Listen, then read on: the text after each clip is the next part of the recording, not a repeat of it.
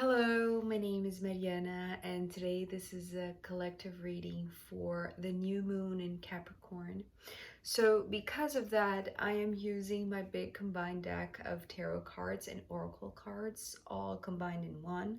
So, the cards that you'll see are from this deck. Um, and before I begin with the message, I feel like saying this is not an easy one. And, um, it's not just because I know the astrological aspects and what's going on in the sky in a sense, um, but this season, this Capricorn season that's beginning today and in the very first degrees of Capricorn, um, is actually talking a lot about purging, because at the very end of the season, the sun is going to meet Pluto, which is ending its way through Capricorn.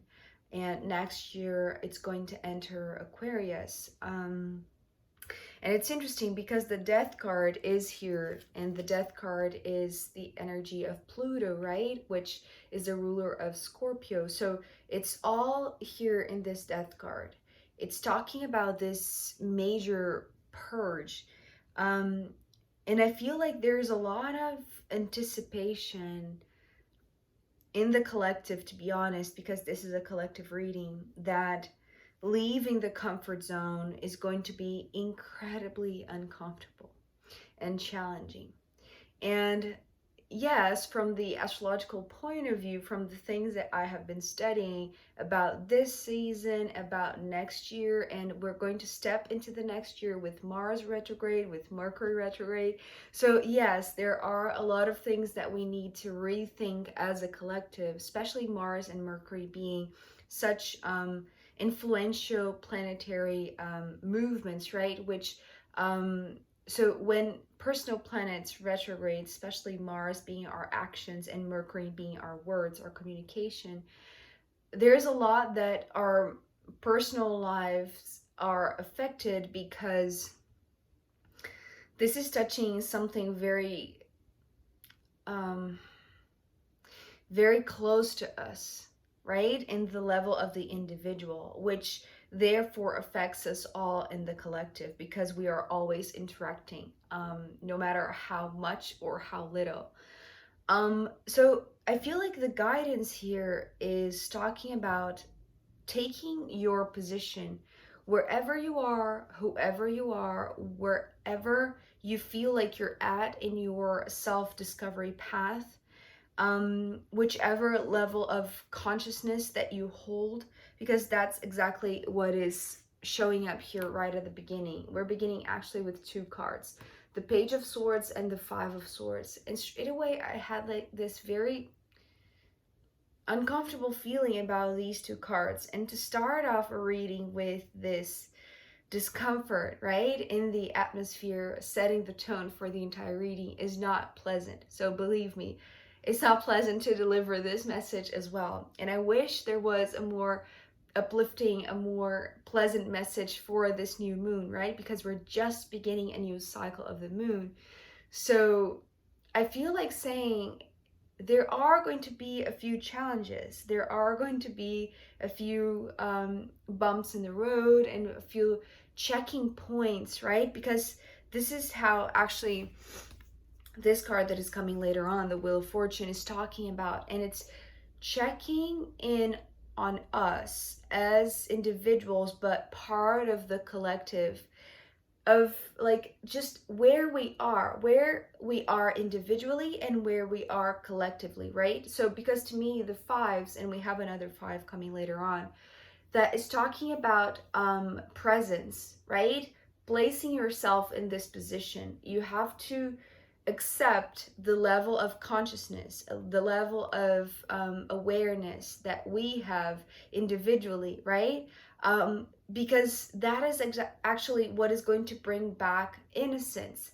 You know, in the past few readings, the pages have been symbolizing this innocence, the reclaiming of the innocence. And I feel like there is a discomfort in that, in really accepting that, because it feels like a step back, right? That's the entire feeling that I'm having from this message today.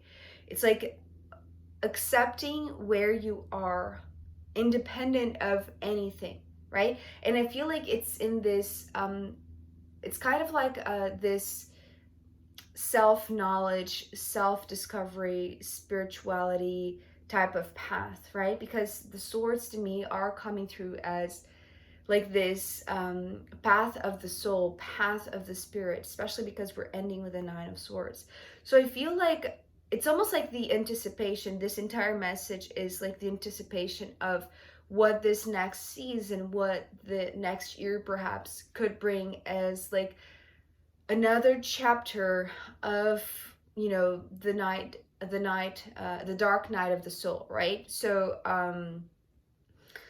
but accepting where you are, accepting that you being exactly where you are in this level of awareness, of knowledge, of wisdom is perfect, right? It's like that is the guidance. It's like accept where you are, what level of maturity you have, because that places us all in this position of being able to reconnect with our innocent self, right?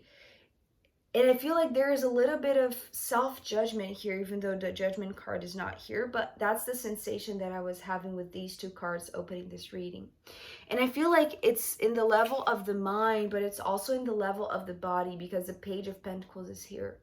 So there's something about, I feel like it's almost like not accepting your body as it is. So looking at the mirror and seeing yourself, but not being fully appreciative of your body, or it's like, it's almost like just being too self-critical, if it makes sense, right? It's like here, there is this indication that accepting your level of awareness, your level of maturity, your level of spiritual evolution, spiritual development, and just allowing yourself to be exactly who you are and where you are and what you are at this moment, and being there, right? Being there, no matter how uncomfortable it is, right? It is the same thing for the body. So I feel like it works in the level of the mind, which could be very judgmental, but also in the level of the body, of the physical body, right? Of accepting your body as it is, right? Yes, it may have a lot of room to improve, right? Your health could be a lot better, yes, or, you know, maybe just a little bit better and you would maybe feel a lot better. But accepting where you are in this human body, right? In this level of um like the physical development, it's like taking care of the body is also like this honoring of yourself where you're at, right? So but not judging yourself, that's the thing, right? It's like accepting where you are is actually going to place you exactly where you need to be. So the Wheel of Fortune with the Five of Pentacles. So now you see that we have the Page of Swords with the Five of Swords, and here we have the Page of Pentacles with the Five of Pentacles. So once again, this confirmation to me as a reader that placing yourself where you are, as you are, is exactly right, right? The Wheel of Fortune is talking about it's like the perfection of being who you are, what you are, where you are, and how you are developed enough, right? Because this is part of the innocence coming back in a sense, right? It's like reclaiming your innocent self, and it's like going back to the being that you were before you were corrupted in a sense by cultural values, by traumas, by fears, by impositions, right?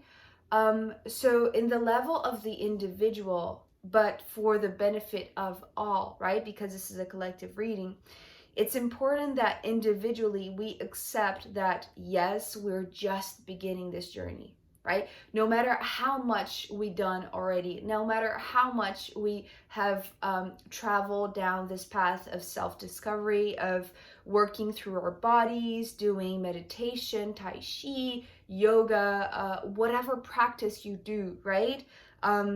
So I feel like there is still something to be gained in the level of like the mind, right? The conscious mind that may be too critical, right? And it sprinkles to the body, and that's the reason why the Wheel of Fortune is here in between, right? Is saying there is a bigger cosmic type of intelligence that is indicating, that is guiding us all individually to step into the center of this wheel, right? To place ourselves in the center of this position that we are right now, no matter where that is, right? And no matter also, right? It's talking about no matter where you want to get, no matter how much you feel like you can get to where you know that you can get, right? It's like there is this future point in time that I feel like you know all the potential that you hold, but there's also like this need right now, this guidance, and I want to say like kind of like a tough guidance, right?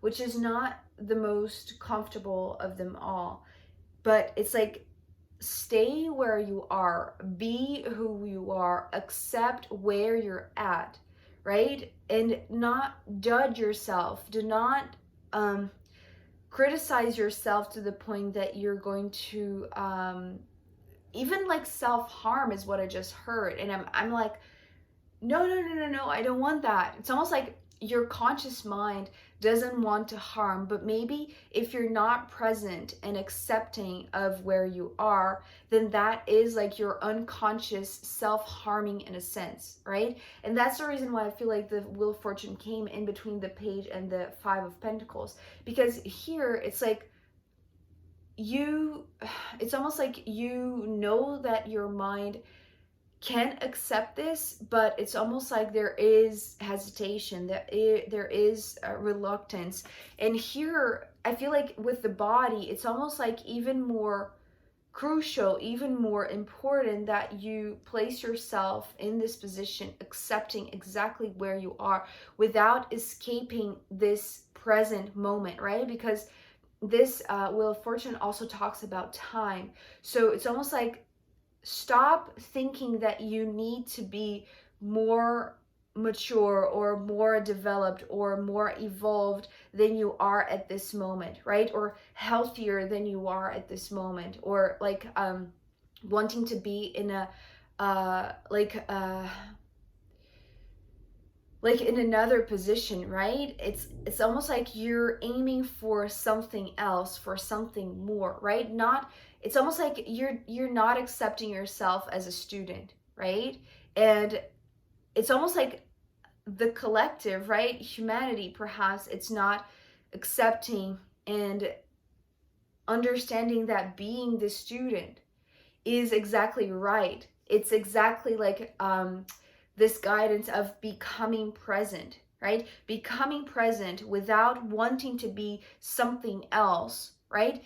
Yes, it's awesome to have goals, and I feel like that comes in a sense here in the bottom row, but the expectation of what's to come already brings this way down energy, right? I'm going to show you why.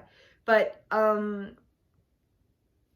if we lose that in a sense and become present without the obligation to be evolved already, right? The necessity to be evolved just because we've done 5 years, 10 years, 20 years of, this self-discovery path. It's like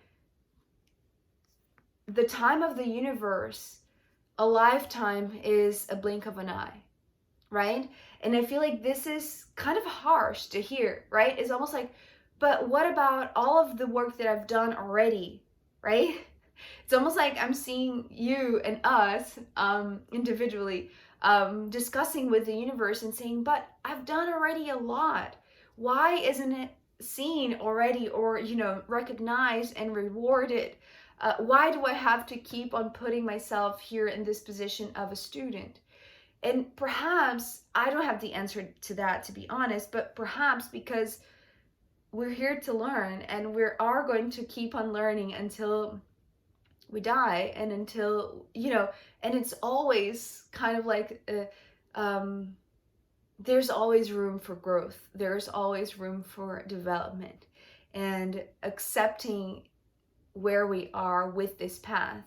I feel like it's almost like more, it's healthier, it's more beneficial to the mind, to the body, to the spirit, right? And this is what this Wheel of Fortune is indicating here in between these two, right? It's like before you step in again to your body, it's like check in. It's like this checkpoint, right? Check in with the universe and remind yourself. It's like, it's almost like ask for guidance from your angels, from your guides, from your ancestors.